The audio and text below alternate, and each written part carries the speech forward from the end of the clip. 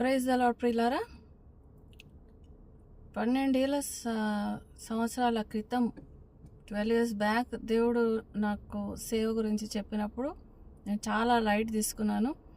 నేను ఎందుకు సేవ చేయాలి, నేను పాస్టర్ని గాను, పాస్టర్ భార్యని గాను, పాస్టర్ కూతుర్ని గాను, సేవ వాళ్ళది అని అనుకున్నాను. అప్పుడు నాకు ఎవరో ఇట్లా ఎవాంజలిజం చేయమని చెప్పారు. నేను టైం గడిచే కొద్దీ అప్పటి నుంచే సిక్నెస్ స్టార్ట్ అయింది. ఇక నేను రెగ్యులర్గా రికరింగ్ సిక్నెస్ తోటి బాధపడుతున్నాను. ఇంకా మా అమ్మ వాళ్ళంతా చుట్టాలు అందరు చూసి ఏమన్నా చేతబడి చేసిరా, ఏమి ఇట్లా అవుతున్నది అని మనం న్యాచురల్గా అలాగే అనుకుంటాం కదా.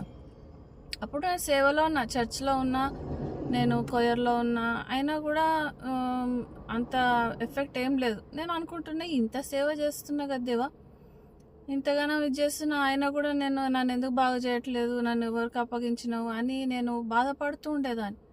ఎప్పుడైతే దేవుడు చెప్పిన సేవ చేయడం స్టార్ట్ చేశానో ఆటోమేటిక్గా అవన్నీ తగ్గిపోయాయి. అసలు పడుకోవాలంటే భయమేది, భయంకరమైన పీడకలలు. యోబు గ్రంథంలో యోబు అంటాడు కదా, నన్ను కలల చేత భయపెడుతున్నావని.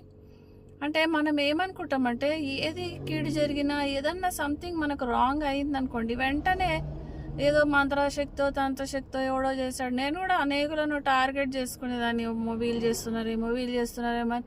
సాతాను దినమంతా వాళ్ళ గురించి ఆలోచిస్తూ వాళ్ళని ద్వేషించడము, దేవునికి ప్రార్థన చేయడము ఇలా చేస్తున్నాను. కానీ యాక్చువల్ రీజన్ యేసు ప్రభువే, అంటే దేవుడే నన్ను పనిష్ చేస్తున్నాడు.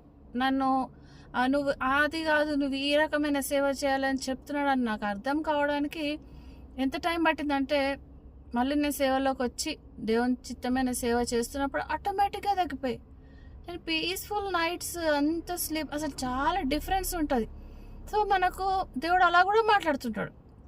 He will be punishing us so that we will do his work. అట్లా కూడా మనం చూసుకోవాలి. ఇది కూడా ఒక ఛానల్, దేవుడు మాట్లాడేది.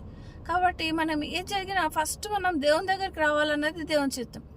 అక్కడిక్కడ ముందు అన్నీ తిరిగి తర్వాత దేవుని దగ్గరికి వస్తాం. చూడండి, నేనైతే ఏ మంత్రగాని దగ్గరికి వెళ్ళలేదు. దేవుని దయ వలన నేను వెళ్ళుంటే ఏమయ్యేది, ఇంకా భయంకరమైన వాడు ఒక్కడి పోయి ఒకటి తీస్తానని చెప్పి 100 తగిలిస్తాడు.